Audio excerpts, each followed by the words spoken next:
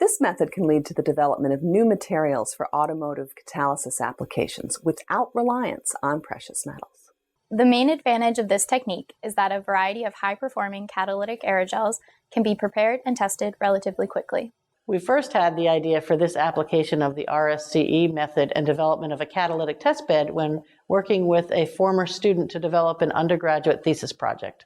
Visual demonstration of this method is valuable as the catalytic test bed is not a commercially available instrument.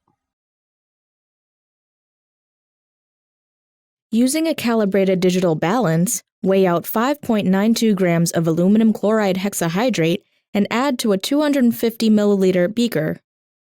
Add 40 milliliters of reagent-grade ethanol and a stir bar to the beaker. Cover the beaker with paraffin film and place on a magnetic stir plate for stirring at moderate speed until the aluminum salt has dissolved. Then, remove the beaker from the magnetic plate and uncover. Using a 10 milliliter syringe, add 8 milliliters of propylene oxide to the beaker containing the aluminum chloride solution. Replace the paraffin film on the beaker and place on the magnetic stir plate for stirring at moderate speed, until the solution has gelled.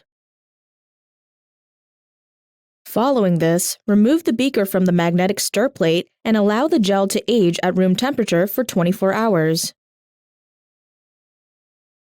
Using the calibrated digital balance, weigh out 1.4 grams of copper nitrate trihydrate.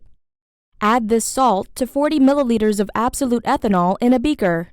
Then, place the beaker in a sonicator and sonicate until the copper salt dissolves.